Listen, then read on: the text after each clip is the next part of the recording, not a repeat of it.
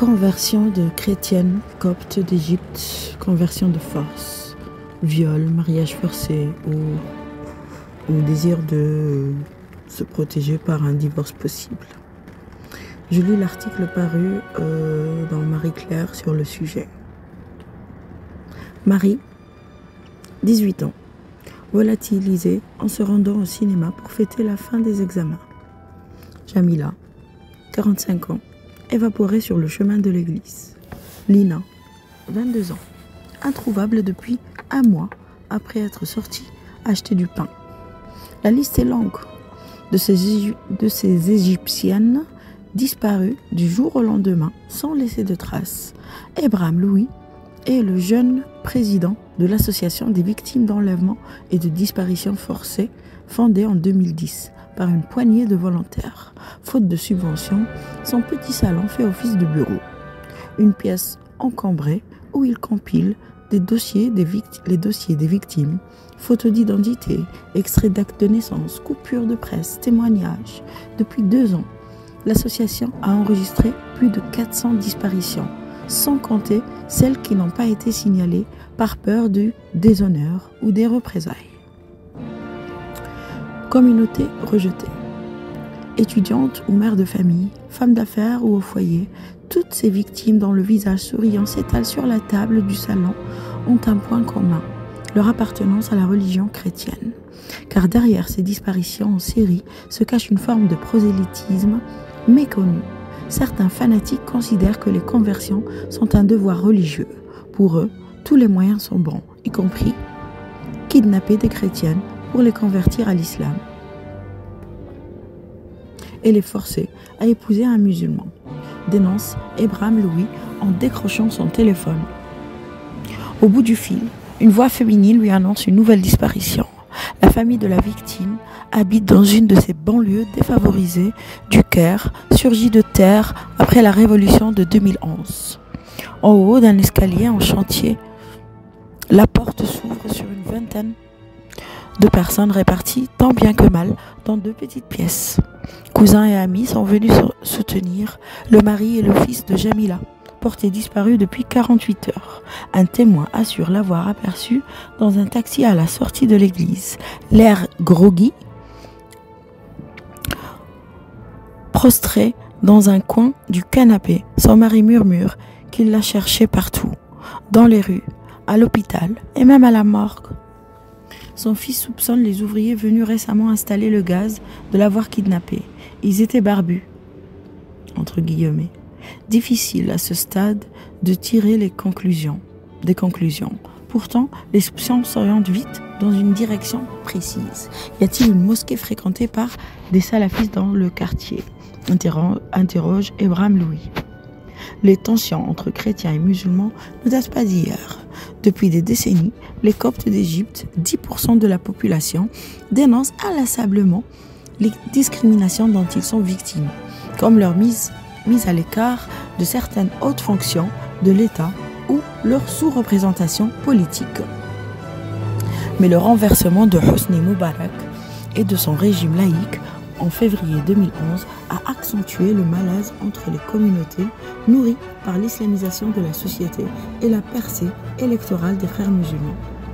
Un rapport d'Amnesty International, publié en mars dernier, dénonce le manque de protection des chrétiens par le nouveau gouvernement, l'engageant à prendre au sérieux les menaces et les violences religieuses. Car la tension monte et les accrochages intercommunautaires se multiplient. Changement d'identité. Magda. Croix en perles autour du cou. Tient une boutique de souvenirs à Héliopolis, dans le Nouveau-Caire. Depuis le printemps arabe, les touristes ne s'y bousculent pas. Malgré tout, fidèle au poste derrière son comptoir, Magda cache son chagrin sous un sourire commerçant. 5 ans déjà que sa fille, Marie, sortie au cinéma, n'a plus donné signe de vie. La police a enregistré la disparition et nous n'en avons plus jamais entendu parler, comme si rien n'était jamais arrivé. Son mari Farouk a plus de mal à refouler ses larmes. Il raconte, la voix nouée, sa croisade pour retrouver sa fille. Les 100 000 euros dépensés au fil des années pour glaner des renseignements auprès d'informateurs plus ou moins fiables. Un jour, l'un d'eux parvient à retrouver la trace de la jeune.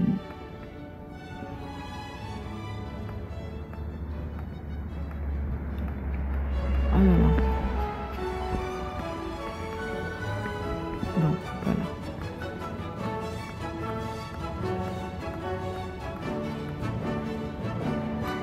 Les traces de la jeune fille dans les registres de l'état civil.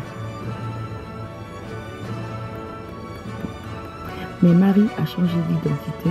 Elle est devenue Aïcha, mariée, domicile inconnu. Pour ne pas sombrer, le couple se persuade que Marie Aïcha reviendra. Sa chambre l'attend, telle qu'elle l'a laissée il y a 5 ans. Un lit rose bordé de posters de Jésus et d'icônes. Et sur la table de chevet, dans un sac en plastique, son téléphone mobile en 1000 morceaux. Farouk l'a fracassé contre le mur un soir où ils s'entêtaient à ne pas sonner. Rare libération. Rares sont les disparus qui refont surface. L'an dernier, l'association des victimes d'enlèvement et de disparition forcée est parvenue à retrouver et libérer une trentaine de femmes grâce notamment à des enquêtes de voisinage fouillées. La plupart ont depuis quitté le pays. Marina, 19 ans, kidnappée par 3 hommes le 6 janvier 2012, est la seule à avoir accepté de témoigner. Depuis sa libération, il y a 1 an, la jeune fille, ses parents et ses 3 sœurs ont changé 4 fois d'adresse afin de semer les ravisseurs.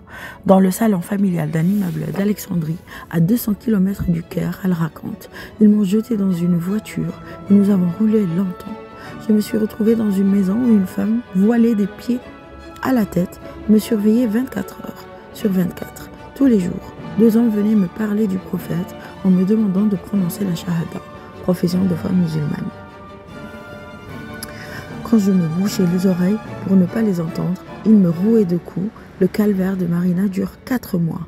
Un matin, elle s'empare du couteau et s'ouvre les veines. Effrayée, sa gardienne la jette dehors. La jeune fille s'enfuit et parvient à rentrer chez elle. Pour qu'un tel miracle se produise, Marsa et Makram donneraient le peu qu'ils possèdent. Ce couple de gardiens qui a élu domicile dans le chantier qu'ils surveillent vit en suspens depuis la disparition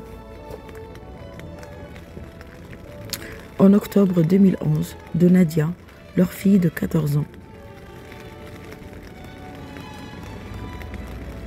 Après de longues et coûteuses recherches, ils sont parvenus à retrouver la trace de l'agresseur.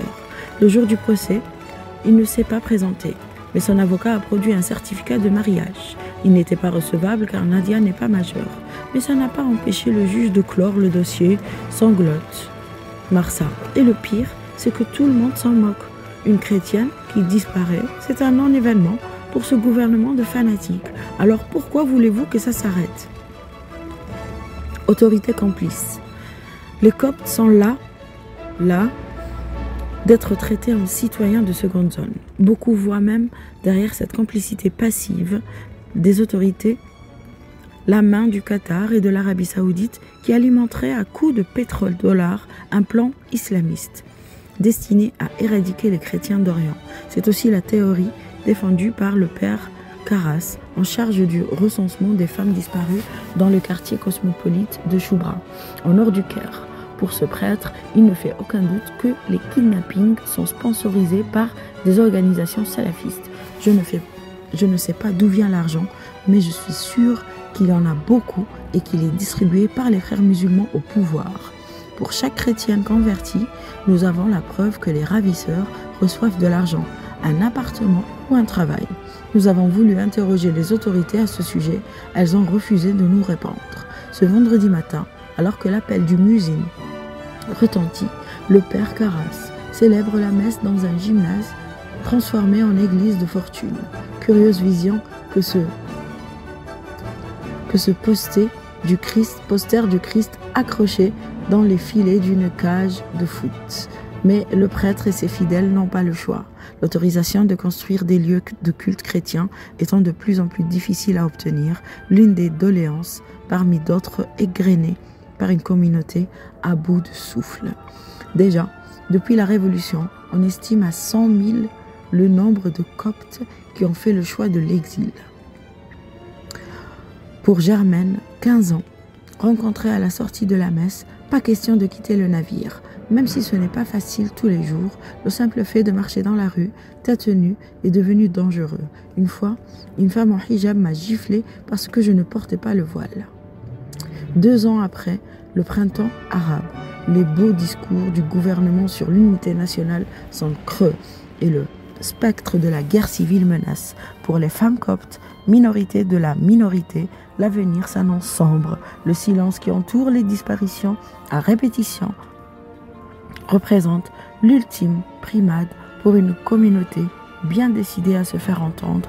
Pour les chrétiens d'Égypte, il n'est plus temps de tendre l'autre joue. Voilà, c'est ça qu'il faut faire. Vous ne pouvez plus tendre l'autre joue, c'est pas possible. C'est incroyable. Donc, ce que je viens de lire, c'est le reportage réalisé par Manon Kérouille. Je vais agrandir la page. Kérouille, Brunel et photo. Bon, la photo, on s'en fout. Donc, le reportage, c'est les disparus ES d'Égypte. Elles sont des centaines, femmes coptes, kidnappées, mariées, de force à un musulman converti à l'islam, désormais introuvable. Seules leurs familles s'en soucient. Le sort des chrétiennes n'intéresse pas le reste de la population ni les autorités.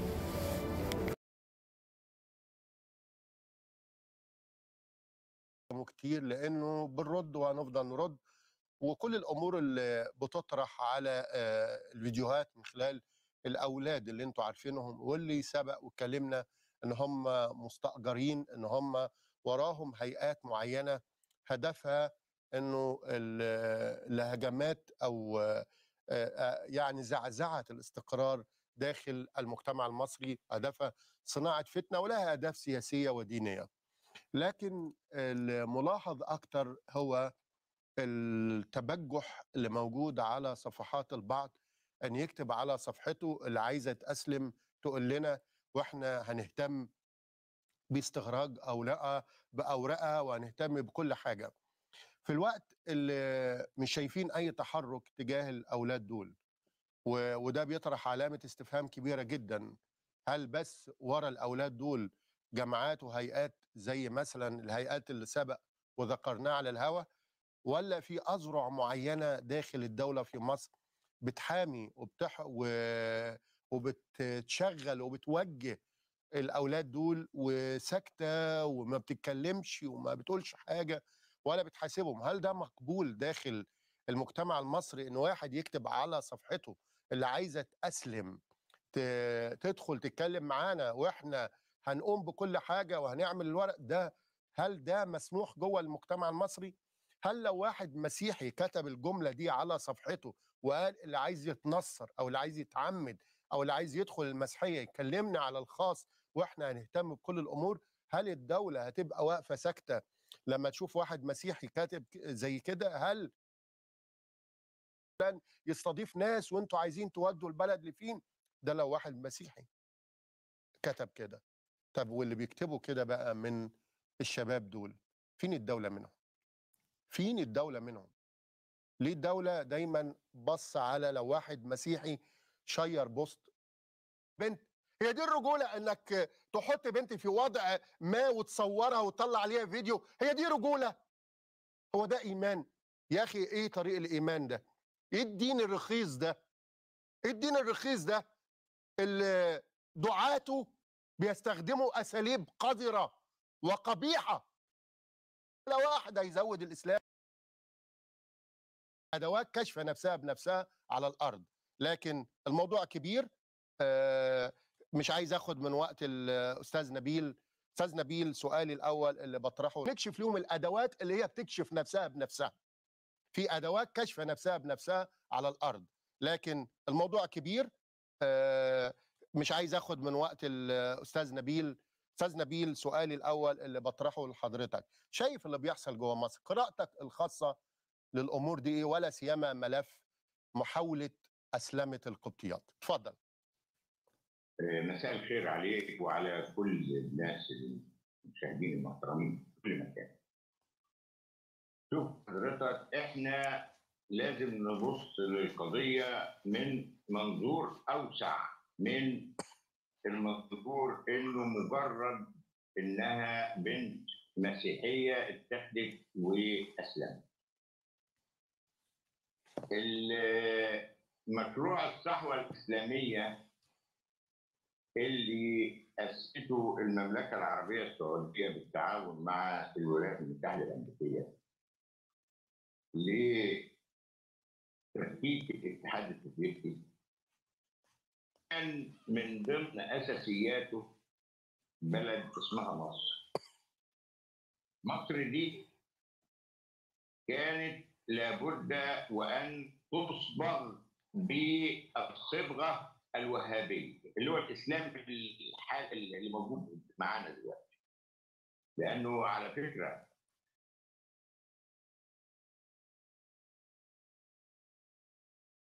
المختلف او المخالف لهذا الفكر او لهذه الدوله هيبقى عدوها. طيب، من اساسيات مشروع الصحوه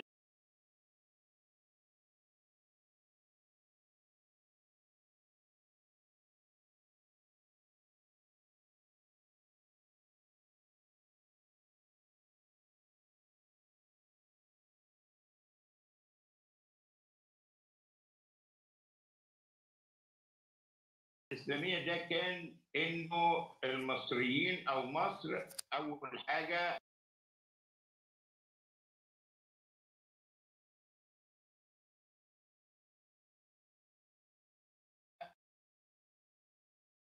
المرأة المصرية تلبس الحجاب.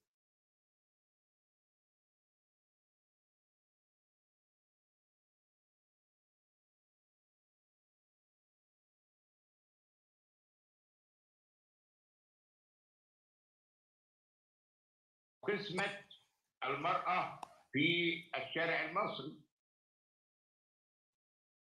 وأصبح الحجاب رمز، وأصبح الحجاب لدرجة إنه أقنعوا المرأة المصرية وأقنعوا البنت المصرية بإن الحجاب فرض من الله. طيب، هل في خلاف من ضمن فلسفة هذا المشروع ترك المسيحيين بالذات في حالهم؟ وركز معايا في كلمة بالذات دي، لأن المسلم ما عندوش مشكلة مع اليهود على فكرة. المسلم ما عندوش مشكلة مع اليهود، لأنك أنت وأنت راجل دارس وقاري، وأنا عارف إن بيسمعنا دلوقتي عباقرة وفلاسفة يعني. أنت حضرتك عشان أنا بس المقدمة بتاعتي هتطول شوية عشان بس أوصلك العيال دي جاية منين. اتفضل. والعيال دي بيعملوا كده ليه؟ وهل هم بيعملوا سلوك جديد ولا السلوك ده قديم؟ كل الكلام ده هنوصل ليه، بس ناخد الأول الفكرة اللي هو مستند ليه.